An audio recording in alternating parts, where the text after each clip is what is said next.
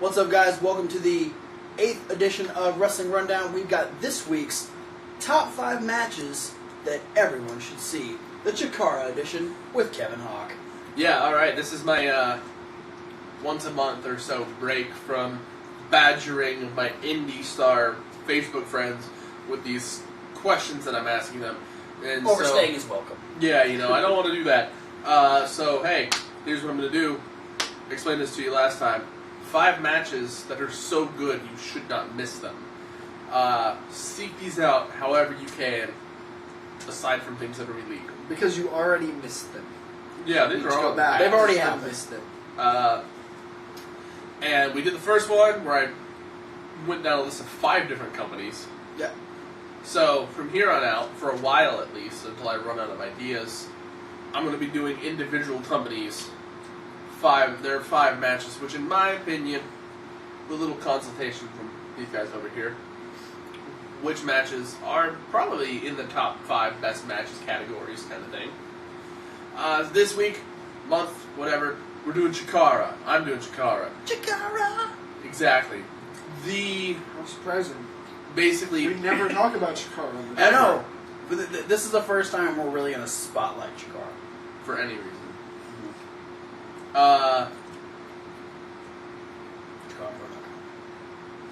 Chikara 101. Best of sports. Chikara Ops on YouTube.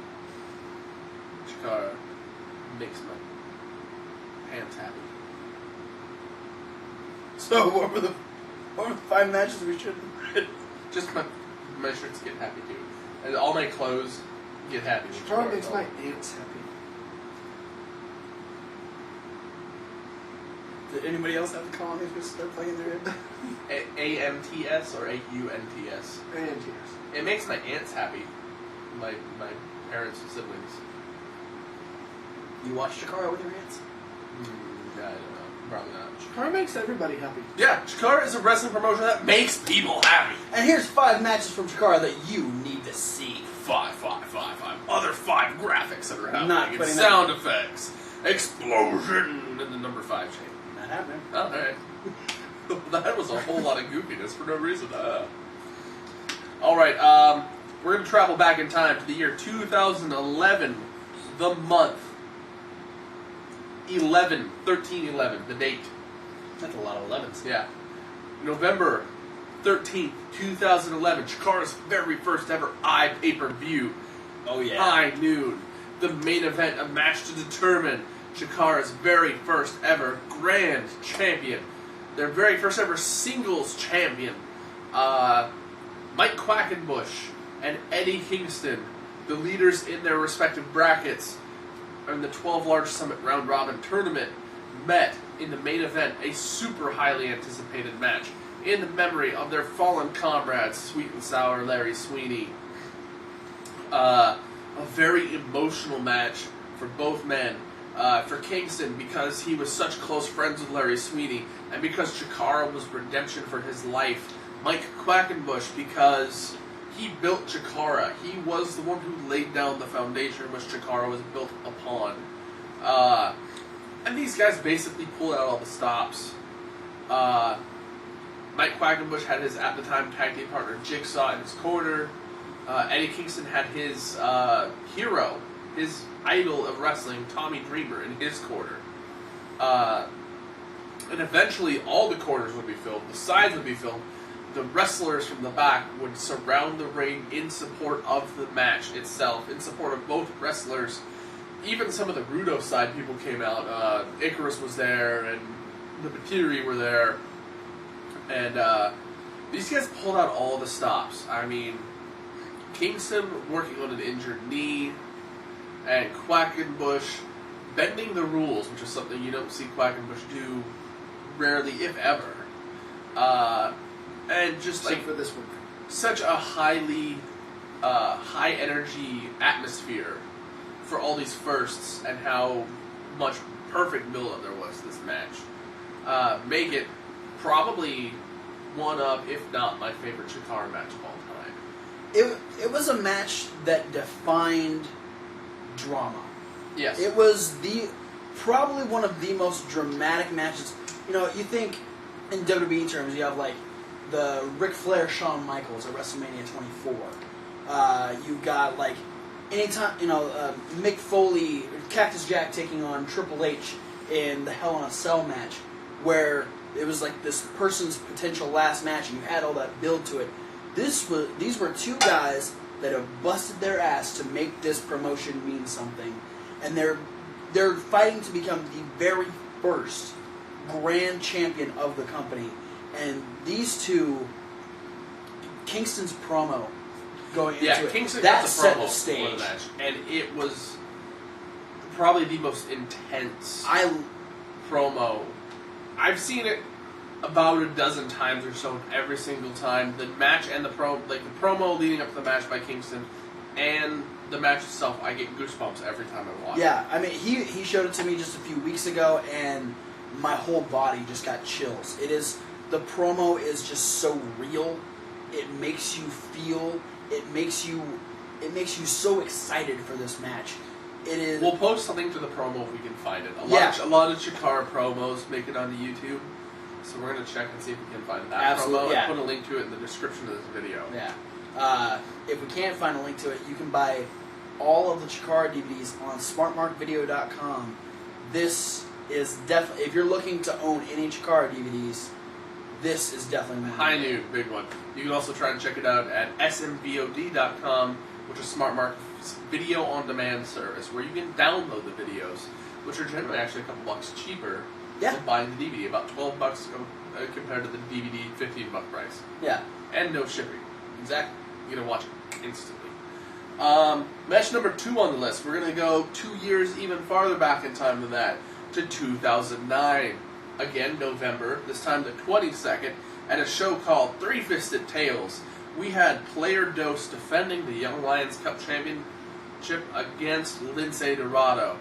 Two very athletic, agile, young, high-flying wrestlers, showing the very Lucha Libre high-flying style that Chikara often brings to the table in one of the best fashions they could have. The match was fast and action-paced from beginning to end, and without spoiling too much,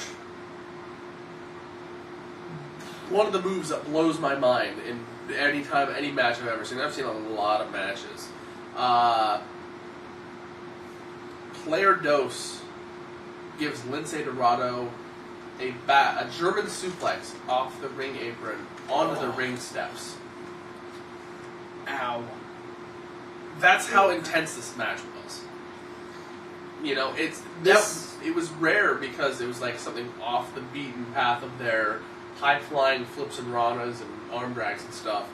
This isn't a match that I've seen, but it sounds to me, and you can correct me if I'm wrong, that this also has that sleeper match factor where you got these two guys, sure they're stars of Chikara, but they're not the stars of Chikara. Mm-hmm.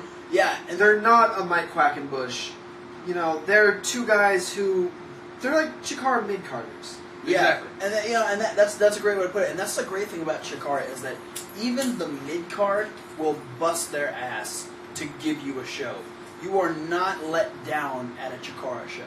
Yeah. Because all of these guys work so hard to make it a show that you want to see. Yeah, and you had a really, really good point. I mean, Player Dose, who was the Young Lions Cup champion, primarily in Chikara, was a tag team wrestler, part of the Super Smash Bros.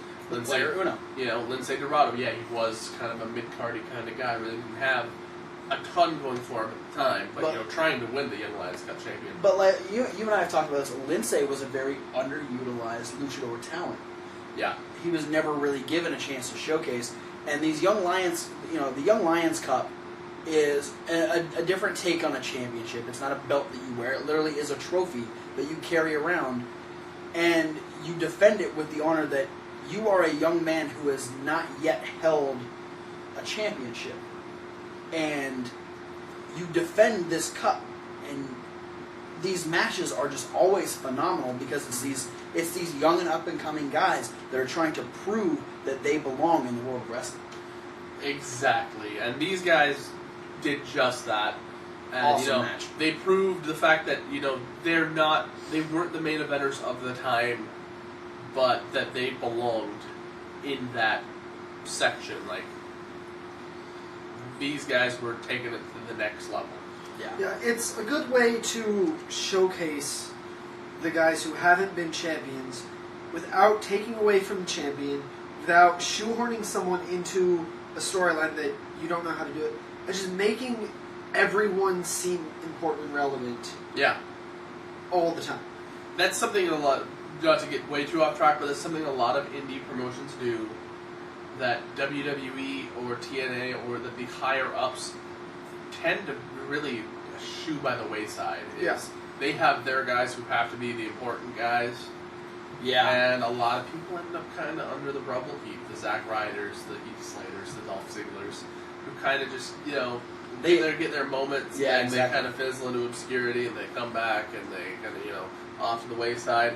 But, not everyone's perfect. Quick side note before you move on to the match number 3. That is the second week in a row that Thomas Wolfe has used the term shoehorn. Can you stop shoehorning that shoes? Shoehorn streak. You're 2-0. Yep. Shoehorn is 2-0. We're going to go back to the future. 2011 again. I feel like I'm Benjamin Button. I don't even know what's going on. I'm- I've never seen that movie. I feel like I'm in the ground. I feel like I'm Kevin Hawk. I didn't realize he had a first name. It's been a long time since I was in a movie. His first name is Doctor. Legally changed, like the Warrior. Hey, there was a dwarf named Doc. Pretty sure that was just a nickname. So was Nope. Moving on. Really mean parrots. Moving on to 2011. What other match you got for us? The date, 7/31/2011.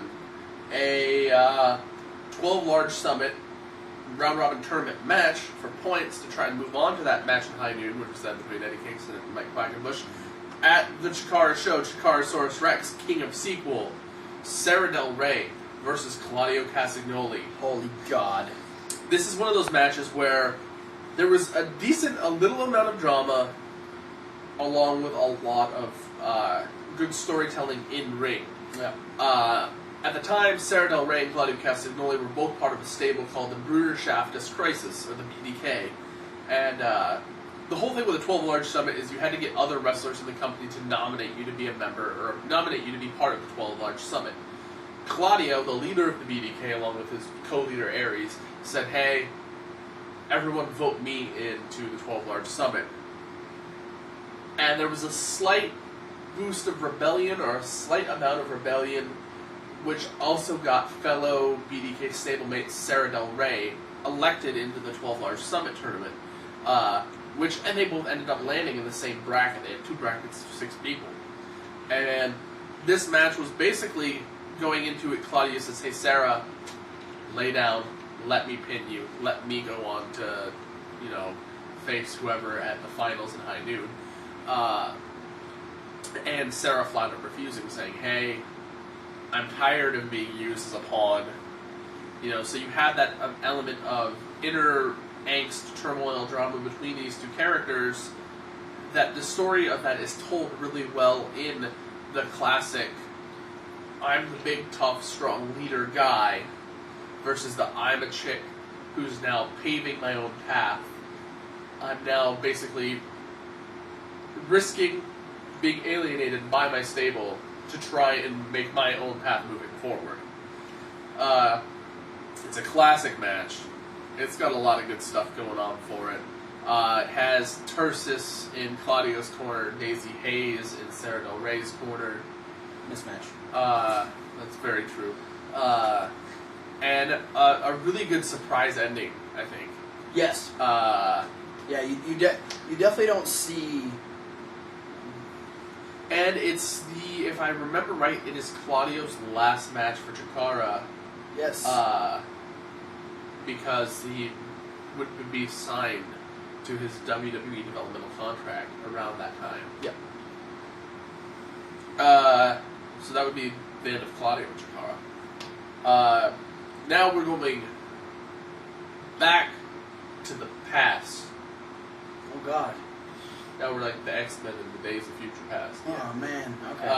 Something I don't know. This is starting to sound like a comic book timeline. Kinda. But this time, we're not even going back a few years. We're going back to 2005. Some of the early years in Chikara. October 22nd, 2005 to be exact. At the show, The Cybernetico Returneth. I was 17. Wow. I was whatever age I was. I was... You were 15, almost 16. Yeah. Chikara, during their second year, during their second year, Chikara debuted a match called the Torneo Cybernetico. Oh man! Which, here's the quick explanation, as quick as I can get it out, because this is a complicated match. Very. 2 teams of 8 fighting. It's a 16-person tag team match. Yeah. Basically, you create what is regarded like a baseball batting order. Yeah. Where each person in the team has their number 1 through 8, and you have to stay in this order. Person 1 starts the match in the ring for their team. Person 2 on the apron, who can tag out with person 1. But when person 1 tags out, he has to go to the back of the line. Person 3 takes his spot on the apron. Person 2's in the ring. And it has to rotate in that order no matter what. When somebody's eliminated, the order just bumps up 1 into their place.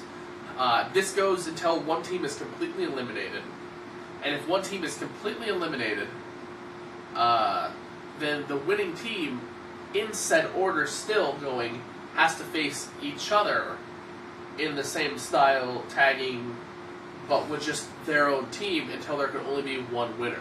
Which means no matter what, there's 15 eliminations by pinfall or submission or disqualification, and endless almost combinations of people you can have in the ring together. Because you have 8 versus 8. Yeah. Somebody do the math and tell us how many combinations in the comments section below, which is down here somewhere. Doing what I can in my head, I came up with a lot. Yeah. Yeah.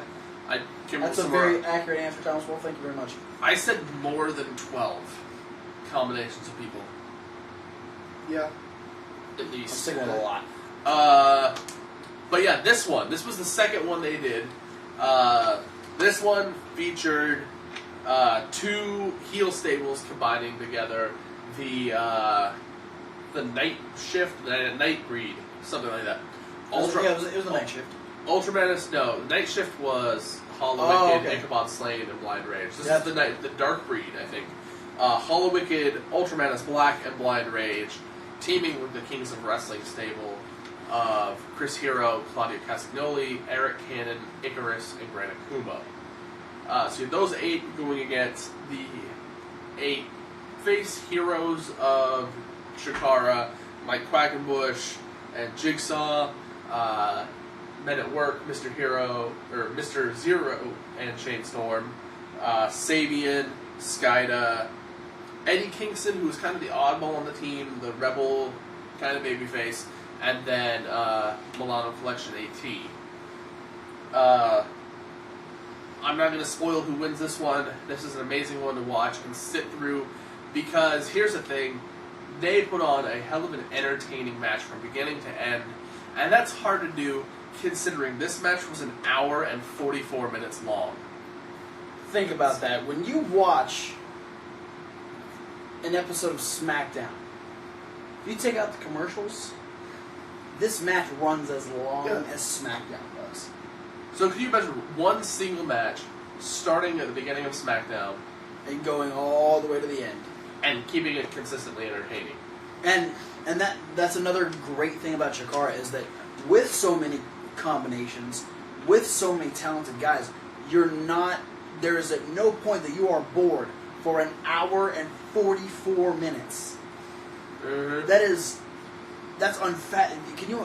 WWE doesn't even have a concept of that. No. Probably not. The closest they get is a Royal Rumble. Well, I mean, you could think of guys who could possibly, WWE guys who could possibly be put into this match. Oh yeah, but WWE would never do a match. They would never do a match like this. Also, this is like, all the guys I could think of are from different eras. Like, there's no time in WWE they could put this match on, because I'm thinking like Shawn Michaels and Stone Cold. They're from about the same era, but they're like the 2 from that era. Then you got, Cesaro from today. You got, going... Daniel Bryan. Yeah, Daniel Seth Bryan. Rollins. Ric Flair could have, he was the Iron Man. But you would have to get these guys from their primes in this match. Yeah. You don't have 16 guys active at any one point that could do it. Yeah, it's just a crazy idea of a match. They're hard to keep track of if you don't really get the rules down. So watch it a couple times. Yeah, watch it. I mean, they do one every year, so you have a lot you can watch. But this one specifically, because it's the longest one they've ever done, and it was the culmination of all this homegrown talent that Chikara had. Because Chikara had their own wrestling school, almost everybody in this match was brought up through the Chikara Wrestling School, with the exception of maybe Eric Cannon, Claudio and Claudio and Chris Hero. Wow. I mean... So 3 out of 16 guys. Just about. Or Skida too. Yeah. Skida, big, long-time legend in Mexico before coming over to America. This is something I wish TNA would do. Utilizing hometown. This would be a great thing talent for TNA to do. Yeah. Hey guys, check this out. If you guys have 16 guys left on their roster, not 16 TNA originals. no, but they might have like 12 guys left. The Dudleys can do it. All right, moving on to match 5, the final match. We're gonna go back to 2011 again. Third time visiting 2011. This time earlier in the year. This year. April 17th, 2011, the culmination of what's considered the most exciting weekend in Chikara history. King of Trios 2011. 3 nights, Friday, Saturday, Sunday. Big 16-team tournament of 3 guys. That's like 64 wrestlers in one tournament kind of thing. Something like that. I don't know. Correct me if my math is wrong. That's more guys than in the last match we were just talking about that had a lot of guys. That's 16 teams of 3? Yeah. That's 48 people. 48. I was way off. Fucking edit that out. Wait. Don't edit, I don't know. Yeah. Yeah, 16 times 3 is 48, yeah. And we had like 3 teams from Japan. We had a lot of the Chikara regular teams. We had the Patiri, who was making their King of Trios debut. We had BDK. We had the BDK represented by Donsk, Yakum, and Delirious. The Soul Touchers were back. We had Soul Touchers are fun. The throwbacks with Matt Classic, Fist, the Colony, Syrian Portal, Hurricane. Oh yeah. And which the Syrian Portal gets a new member every year. Team Australia. Then we had the 3 Japanese teams, which to me the mind-blowing team was Team Michinoku Pro Wrestling. Oh yeah. That brought over 3 of the most famous Japanese talents of all time. Dick Togo, who was on his American retirement tour. Mm-hmm. Jinsei Shinzaki, who most of the WWE old-timer fans, I guess not old-timer, but mid-90s fans would know as Hakushi. And the great Sasuke, who's like a legend in Japan. He's even in politics. He's been like mayor of some town. Still wears the mask too, which is awesome. Yeah. And then Team Minnesota, which would have Eric Cannon and Derek Corbin, who've been in King of Trios before, usually teaming with Ryan Cruz. But they would replace Ryan Cruz this time out with the return of not Sean Waltman, not X-Pac, but the 1, 2, 3 kid. It was awesome, and we got to have the moment of night 1, the main event, Team Minnesota versus Team Michinoku Pro, yes. which revisited like SummerSlam '95, Hakushi versus 1, 2, 3 Kid, or 1994, I think. Actually, I don't know. Yeah, they made mention, in the crowd. But this is not what I'm talking about. What I'm talking about is you're going to go to night 3. You're going to go to the finals. You're going to go to former King of Trios winners Fist, the most dangerous and most rudo stable in Chikara, taking on the Chikara stalwarts, the greatest Technico trio in Chikara, the Colony, Virat, Soldier Ant, and Green Ant. These guys, the epitome of fan favorite. Absolutely. Versus the epitome of antagonists. Yeah. And I didn't even think about, like... You know, the Colony had been in... Like, since they debuted as a trio, had been in, like, every year's King of Trios except for one. They were ousted one year.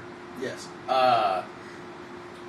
But, you know, always came up short, despite being, like, the top Technico trio in Chikara ever.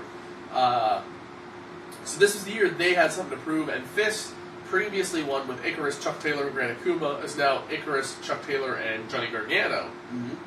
You know, and so try to prove that this formation is even better than the previous, they're going to win King of Trios again. This match, the fans were on their feet from beginning to end. Everyone wanted to see the Colony win, get what they deserved. And I believe that this particular King of Trios was like standing room only. Yes, this was, at the time, Chikara's biggest attendance record. For Night 1, Night 2 broke Night 1's attendance record, and then Night 3 broke Night 2's attendance record. The biggest, and I think it might have even broken the attendance record for the arena, which is the ECW Asylum Arena, whatever you want to call it, the new Alhambra. Formerly the ECW Arena. Now it was called the Asylum, but yeah, it was a crazy crowd, and they were all excited for this match because it was a crazy crowd. You probably had a shitload of old ECW fans in there. Yeah, actually, I mean, and you've got these two. What a difference that would be for those fans. Like, ECW Chikara. Big jump. I just picture like some fans who haven't watched wrestling since going to ECW. They're like, "Oh yeah, wrestling's coming back to town. Check out this Chikara show." Like, what the guys? All these guys are wearing masks and stuff. Why are we watching three giant ants? But no, the match was phenomenal. These two trios have wrestled each other in multiple trios matches, singles matches, every combination of tag match you can almost think of between these members. And the chemistry is so flawless between these two teams. Great story building in the match. And, you know, spoiler alert, Colony gets their just desserts. They win the 2011 King of Trios. And the whole world was happy for them. Except for Fist. Fist were angry at them. Fist were always angry. Fist. This is what they grumble in their heads all the time. Especially when they lost King of Trios to Colony. But yeah, I mean, there you go. There's the matches to watch. Sara Del Rey versus Claudio Castagnoli. Kingston versus Quackenbush at High Noon. The Young Lions Cup Player Dose versus Lince Dorado. The second ever Torneo Cibernetico. And the King of Trios finals from 2011. Fist versus the Colony. You know, watch them. SMVOD is probably going to be the quickest way you can get your hands on these, or your eyes on these videos. SmartMarkVideo.com to get your hands on them. Yeah. You know, so all great matches. Check them out. Let me know what you think. Let us know what you think. Comment, emails, everything. We want to know. And if you guys have other Chikara matches, put them down here. You know, do you think I missed something that's on par with all these matches? I mean, there's probably tons of them. Oh yeah. Chikara's been around for 12 years. You know, post it down here. Post down what promotion you'd like to see me do next. If you want to see me do WWE, WCW, ECW, Ring of Honor, let me know. Or matches from any of those things that you deserve to be on the list. And then, you know, if I haven't seen them, I'll go back and watch them to see if they maybe deserve a place on the top 5 list. Either way, give us some feedback. We'd appreciate it. This guy'd appreciate it. That guy would also appreciate it. Yep. He'd appreciate it too. Oh, thank you. Well, including me in this. We're an appreciative bunch. We are. We appreciate you, especially if you comment down below. Especially if you subscribe. Like us. Jordan, Cody, we appreciate you guys. Yeah. Thank you, guys. Specifically. Heather, you too. I just found out my friend Heather watches our show. Cool. Yay. My cousin's girlfriend's daughter watches our show. Really? Yes. You guys are fans. You guys are all awesome. You Please. Not all of you may be wrestling fans, but just post in the comments. Let us know. Just say hi. Yeah. Hashtag Hey, guys. Just say hi. Hashtag Sharknado3. Jordan.